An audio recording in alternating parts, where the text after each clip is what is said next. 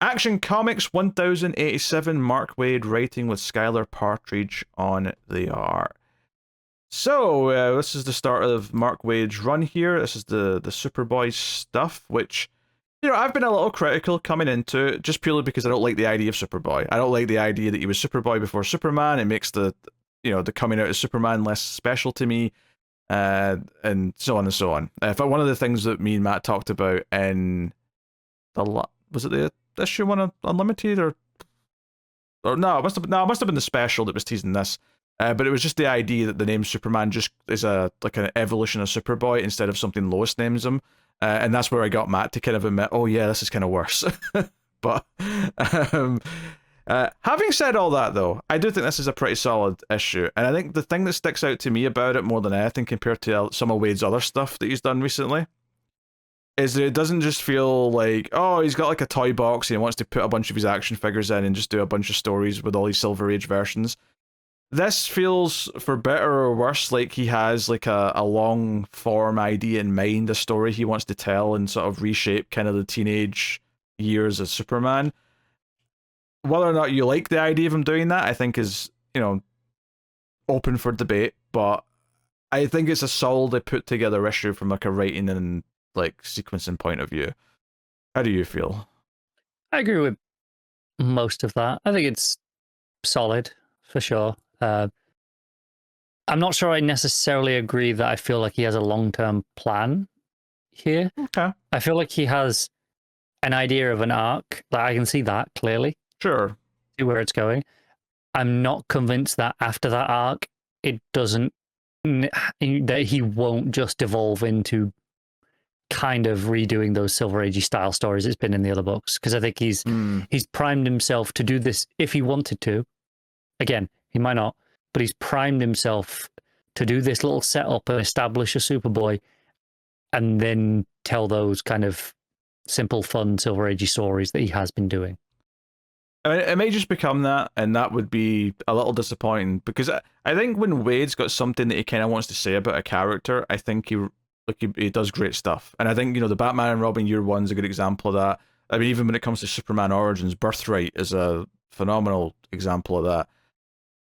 This, at least to me, feels like it is a solid start to setting up, and you've got Clark reminiscing about this, that this expo he's at, and it makes him think of when he went as a teenager, which sets up the flashback story, and the Kent's kind of like worried that he's wearing his outfit under his clothes, and all the usual stuff about not wanting him to like get involved yet, it's too early. But then when tragedy strikes at the expo and this supervillain shows up, ultimately, the complete opposite of Man of Steel with the, no son, let me get killed by the tornado. Pa Kent says, yeah, all right, like it's time, Clark. Like it needs be, on you go, do the thing. So complete 180 from that, which is nice.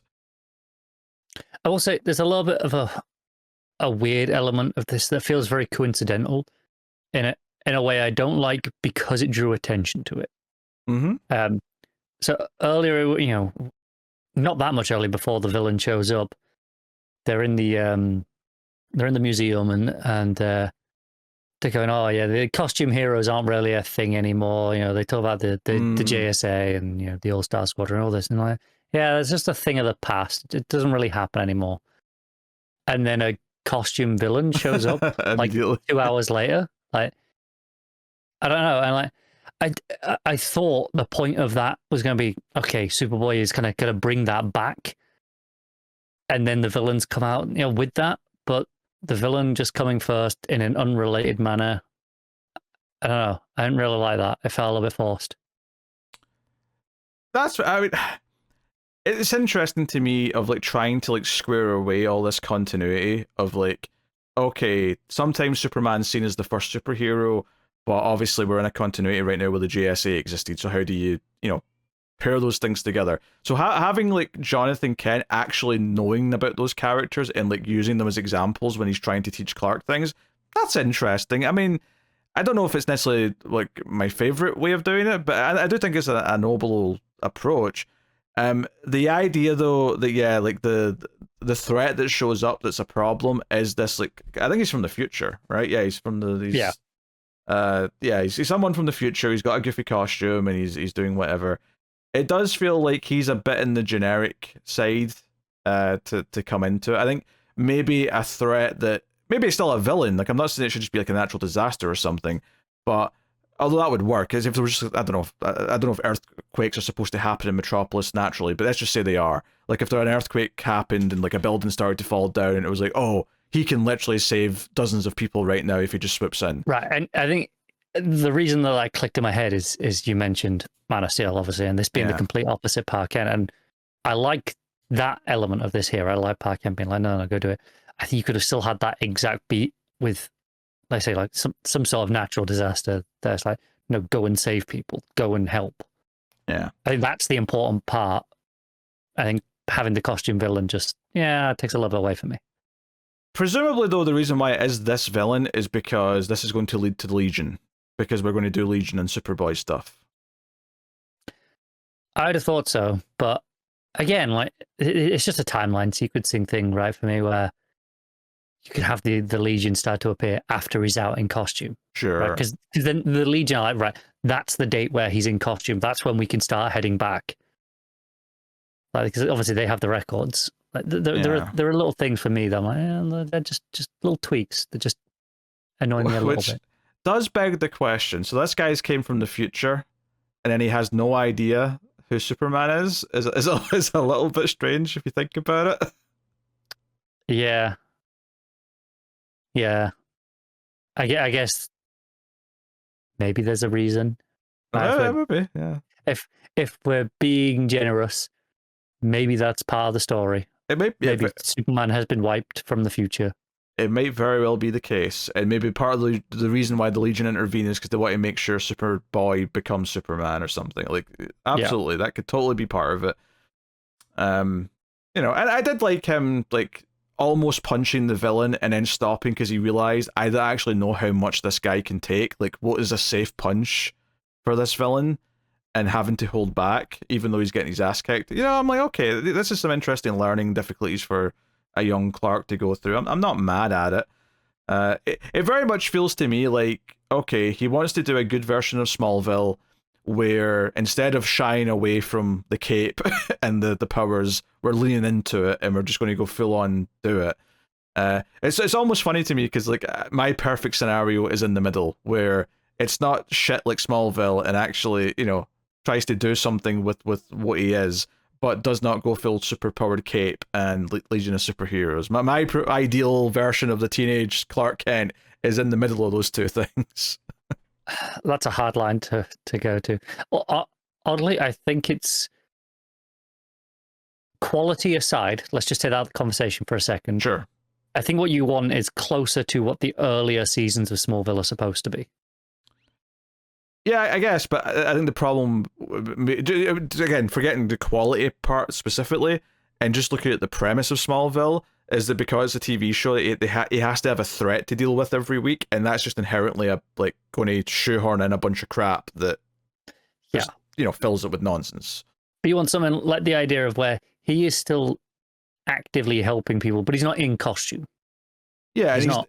And it's not something that he's constantly having to do, all the time. And maybe like over the story, he starts pushing himself and like seeing stuff further away that he can run to or eventually fly to once that kicks in. But that's not an issue in this story because he's already got the vision, he's got the flight. We know that. Yeah, he's got all the goodies here pretty much. Which is fine, and I do like the fact that the Kents don't love that he's going to like unveil himself to the world, but they know it's the right thing for him to do. But they make that choice anyway. Again, that is good, Kent rating. Thank you very much. So I think there's positive things here. I definitely, I like, regardless of my feelings of just generally doing Superboy and Legion stuff, I do prefer this to having the rotating superstars thing, just because at least it's an actual run that might feel like it's going somewhere.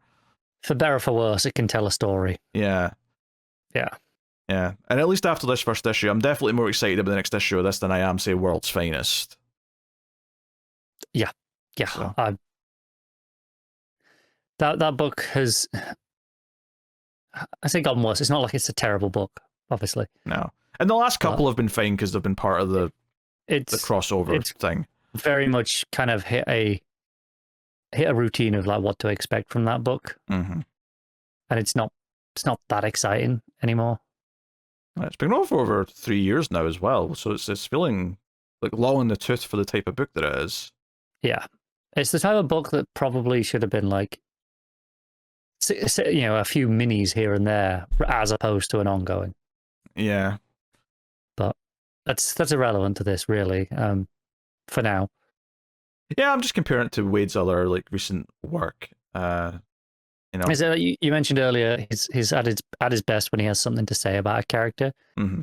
and I feel like probably that year one book aside, I don't feel like he has had anything to say or anything fresh that he wants to say about a character since he's come back to DC. Mm-hmm. I think that's the one book where he showed that he still had something new to tell. And maybe this book will add to that. I don't know. It's too early to say just yet. But I don't think any of his other stuff has even really tried. He's been very much. It's not even nostalgia bait because it's so old for most people that it's beyond that. But it's just his idealized version of these stories. Yeah. Which I don't mind too much, and as long as it's, I think this is a pretty strong standard of writing. I kind of agree with the superpowered villain showing up like right after we're kind of establishing that that's not a thing right now. But other than that, I do think it's fairly solidly written. I think it flows quite well. I thought it was an easy read. I cared about the fact that he, everyone felt nervous once like people started looking at him and asking questions, and that's kind of the cliffhanger. At the end is this idea, well, other than the last page, which I'm not sure what they're doing there, but but the whole idea that the military's paying attention to him because there's some superpowered being shown up, and who is it but General Lane? And normally I would kind of hate when they try and pull a character forward a little bit, but this one actually kind of makes sense that he would be like involved in some way in this. Yeah, I agree. That's one that's like, yeah, of course he's there. Kind of always was. Yeah.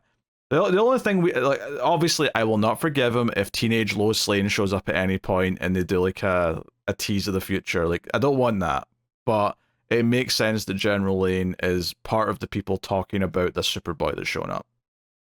Yeah, I agree. And to go to the last page, who the damn hell is that? I don't know. Someone, someone sees on TV that Superboy exists. And he just says, that won't do, new boy, that won't do at all, and he starts flying up in front of the moon. Yeah, he goes, he wasn't protecting them, he was out of control, unacceptable, he's not good enough. Which makes him sound like he was supposed to be a hero, right? He's someone... It's framed quite ominously. Partridge does a great job of making it look quite sinister, but I think he's meant to be someone quite heroic, and he's judging Clark for not doing a better job. Yeah, maybe who it is though, it's hard to say. I don't know. It's so funny because that final panel of him like in front of the moon silhouette, like the lines on the moon almost look like wings coming out of him.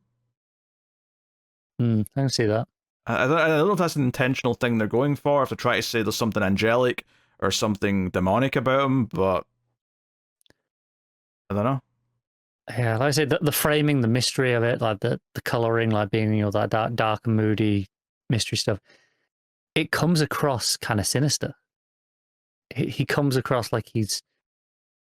It feels like a villain introduction. It absolutely does. It does, but the dialogue sounds the opposite. At least that's how I read it. Or unless he just doesn't like that someone's got powers at all, and he's like, "Oh, that won't do, new boy," as if he's coming in to like get rid of him, sort of thing. I don't know. Maybe, yeah. Because it seems like he's been laying low, whoever it is, because he's been sitting in a normal house watching TV. Yeah. So I don't know, but we'll see. And obviously, the joke answer is Boyzod, but it's not Boyzod because that would be a real retcon. Zod's already a man. Oh, just you wait. Plus, Boyzod sounds very close to Boyzone, which is making me chuckle a little bit internally. So anyway, yeah, we haven't really talked about the art too much. Partridge's art.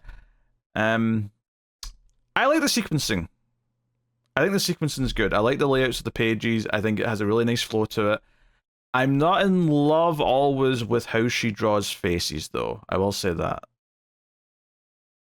I quite like her faces. I think, especially like Clark, I think he looks young in a good way. Hmm. Like it makes me buy it as like this is youthful.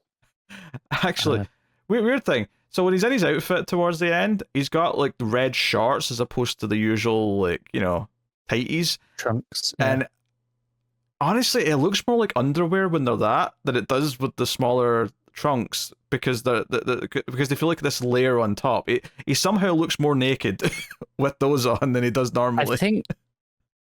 I think weirdly, if you're doing the shorts look here, you need to make them actual shorts. You need to give him some separation. So he's wearing blue tights underneath almost, and then like red shorts over the top. But because the shorts are so tight, that's why they come off like they look like underwear on top. Yes. I think like with the belt there, you could easily pull off that these are just red shorts he's wearing over the top, especially for a Superboy. He's wearing like red Converse as well. Like that's true. You could really do the red shorts, red Converse with the blue underneath. Like it just needed to not be skin tight shorts. All right, what are you rating Action Comics? I'm going to give it a 6.5. I like a lot of what it's doing, but there's just a few too many little nitpicks that detract from it for me. Yeah, that's fair. I think I'm happy to go with a 7 and say it's good because I do think it's a good issue. I think it's well told. I think it flows nicely. I had a pleasant time reading it. I do think there's pitfalls for where it could go downhill and never recover, but I don't have those problems yet. So there's no point in like just rating it based on worries because I think right now this was a perfectly fine, good issue.